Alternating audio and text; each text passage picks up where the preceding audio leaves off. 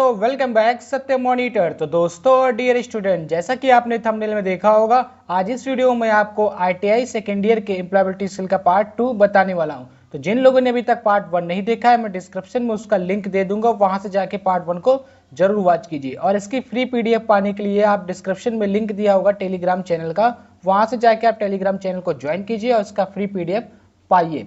तो हमारा first question है, we have to introduce colleagues, peers and superiors in the context, यानी कि हमें संदर्भ में सहकर्मियों, साथियों और वरिष्ठों का परिचय करना पड़ सकता है।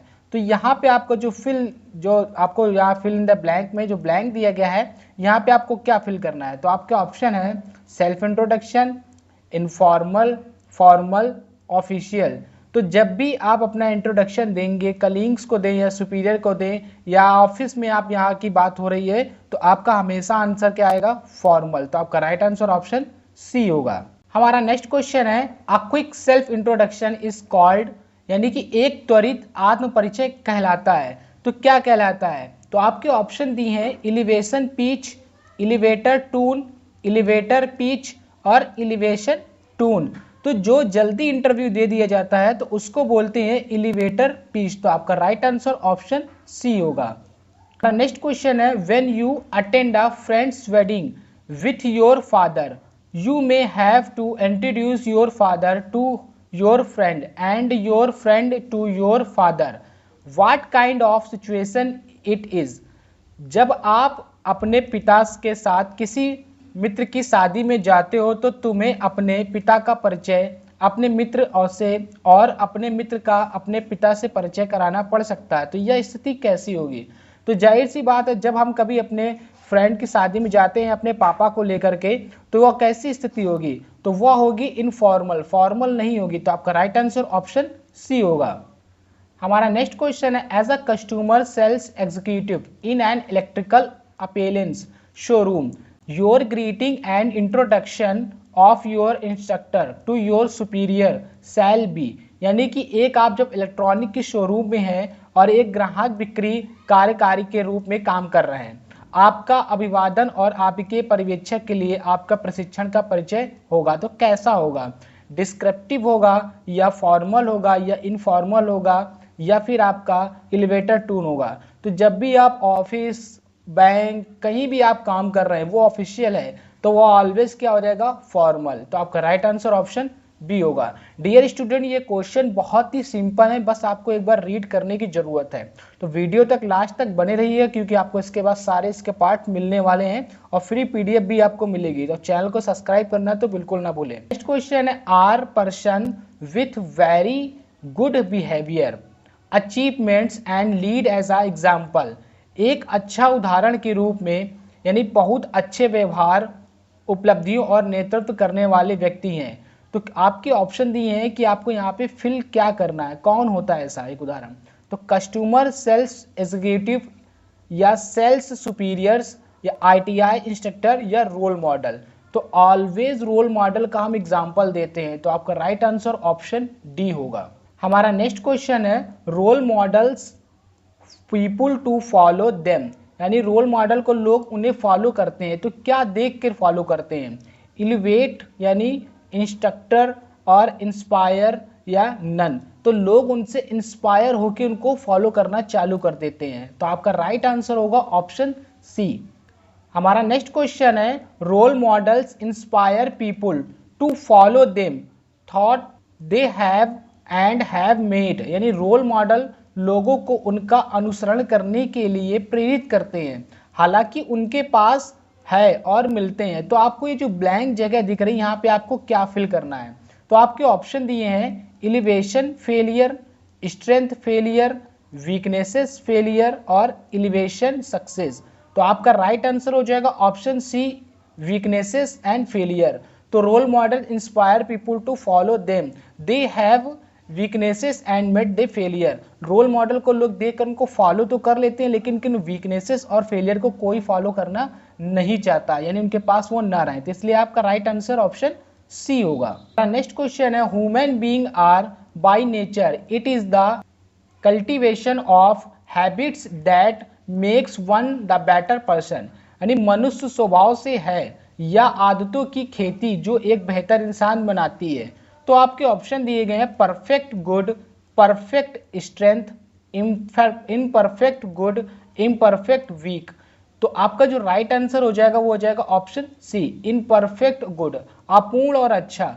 तो human being are imperfect by nature, यानी नेचर से सभी इनपरफेक्ट होते हैं, पूर्ण कोई नहीं होता है। और अगर वो अपनी आदतों को अच्छा कर ले तो वह एक बेहतर इंसान बन सकता है। इसलिए आपका राइट आंसर ऑप्शन सी होगा। हमारा नेक्स्ट क्वेश्चन है the set of imperfection in a person is called, किसी व्यक्ति में खामियों के समूह को कहा जाता है। तो क्या कहा जाता है? स्ट्रेंथ यानी ताकत, एलिवेशन यानी ऊंचाई, इमिटेशन यानी नकल, या वीकनेसेस यानी कमजोरियां। तो किसी व्यक्ति में खामियां अगर होती हैं तो उसको हम लोग क्या बोलते हैं, उसमें कमियां हैं। तो आपका राइट आंसर ऑप्शन डी होगा, वीकनेसेस। हमारा नेक्स्ट क्वेश्चन है strength of role model get while weaknesses get, यानी रोल मॉडल की ताकत मिलती है जबकि कमजोरियां। तो आपके ऑप्शन दिए गए हैं noticed, unnoticed, elevator, noticed, unnoticed, noticed और नन। तो आपका राइट आंसर हो जाएगा option A, noticed and unnoticed. यानी कि लोग उसकी स्ट्रेंथ को नोटिस करते हैं लेकिन वीकनेसेस को कोई नहीं देखता है। आप कितना सक्सेस हैं ये सब लोग नोटिस करेंगे, लेकिन आप अनसक्सेसफुल हैं तो आपकी तरफ कोई भी मुड़कर देखेगा नहीं। इसलिए आपका राइट आंसर ऑप्शन ए होगा।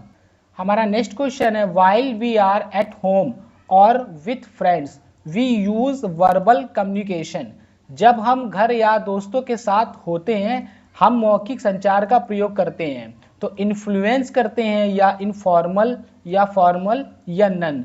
तो आपका जो राइट आंसर हो जाएगा वो हो जाएगा ऑप्शन बी, इनफॉर्मल कम्युनिकेशन हम लोग करते हैं, दोस्तों से सभी लोग किसी भी भाषा में बोल। हमारा नेक्स्ट क्वेश्चन है when we greet our superior managers and boss we greet them, जब हम अपने वरिष्ठ प्रबंधकों और बॉस का अभिवादन करते हैं तो हम अपने अभिवादन करते हैं, तो हम उनका अभिवादन कैसे करते हैं?